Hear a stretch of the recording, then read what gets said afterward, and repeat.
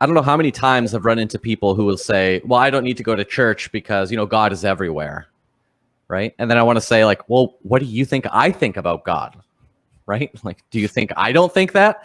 Or, oh, well, I don't need religion. And I'm like, well, what, like, am I like somehow weak that I need religion? Right. Or is needing religion a weakness?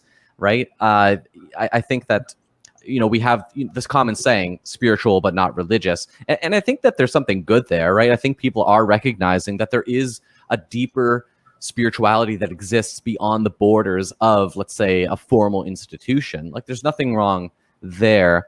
But one of the things that I find grates on me, Father Geoffrey, is when people say, well, I'm not religious, right? And I always want to say, no, you are, just about other things, right? Like, if you go to, if you like going to the local football game, well, on the holy day, you're going to put on the appropriate vestments. You're going to make a pilgrimage to the cathedral. You're going to stand in the congregation. You're going to sit when they sit. You're going to stand when they stand. You're going to sing the hymns together. You're going to wave the flags. You're going to cheer when there's a goal, and you're going to cry when they lose. And in your home, you probably have a little shrine where you have maybe a relic from a previous game and maybe a signature of one of the saints, right? So, like, I think we are religious. We behave in a religious way. It's just, for us Orthodox, and I think for any kind of reasonable religious person, we just sort of acknowledge that that's what all of us do, whether we belong to a formal institution or not. Yeah, I mean, as we've talked about, so many other contexts, I mean, it's important to define our terms sometimes, right? And there is a sense in which even the religious person has shied away from using the word religion because it kind of got a bad rap for all kind. It started to connote things that it didn't actually denote, and so we need to acknowledge that. And many a sermon has been preached from many pulpits about don't be religious, be spiritual or be Christian or be gospel centered or all of these kinds of things. So it's sometimes used as a kind of trope for contrast and so forth. That religion isn't the point, that the point is to be born again and to live the life of the kingdom and everything. So you can imagine that kind of thing unfolding.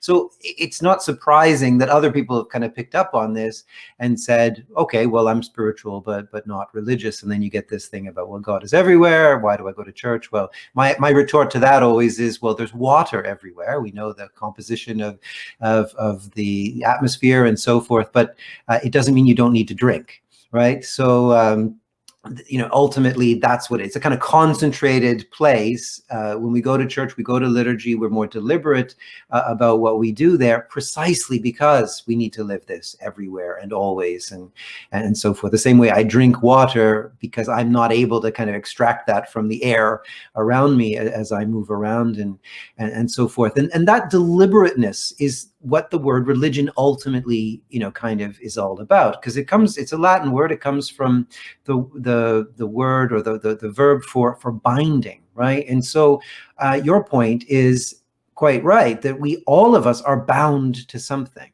right?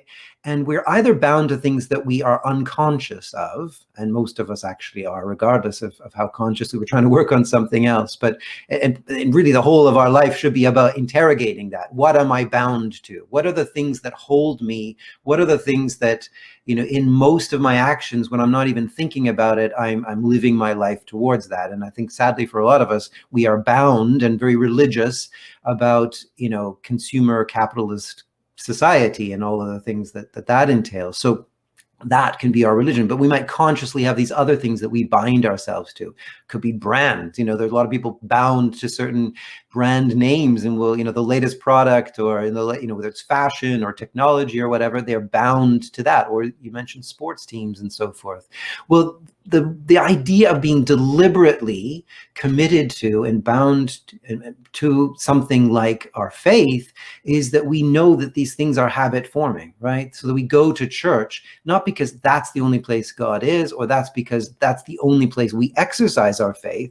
No, but because that's where we train ourselves to be bound to the right things, so that in the rest of our life, we're living appropriately, that somehow all that part of us that's submerged. We kind of live like icebergs. Only the top part of us we're aware of at any point. But most of our life, most of our behavior and our habits are things that are unconscious. And so that's where the religion that we practice matters most.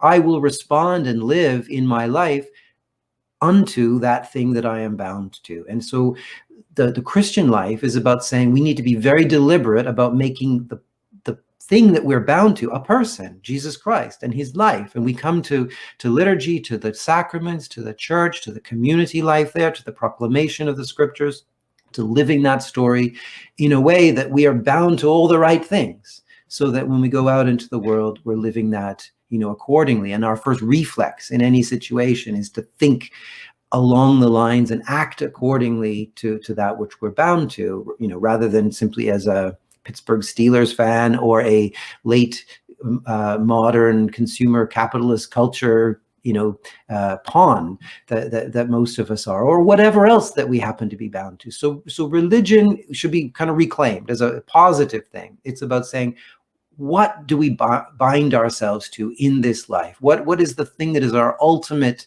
concern? And this goes to the Sermon on the Mount, when Jesus says, do not store up treasures on earth, but have your stock kind of in the kingdom of heaven. Bind yourselves to the kingdom of God. And what does that look like? And so the whole Christian life and worship, liturgy, and asceticism and so forth is about binding us. It's about religion in that good sense, not religion in any sort of bad sense in the way that that's been contrasted before, but in the good sense of what's important. What are we going to make important in our lives, and how is that going to affect the way we live? And so all of us, we have no choice. We will be bound to something. We can be doing it consciously or unconsciously. We can be doing it to things that are good or things that are at the mercy of other people's desires for us, whether they are governments or advertisers or whatever. But so religion in this sense is about, yes, taking account of that, paying attention, being aware, and doing something about it, so that you're living a proper human life and not one enslaved to somebody else's purposes. Therefore all the world glorifies you.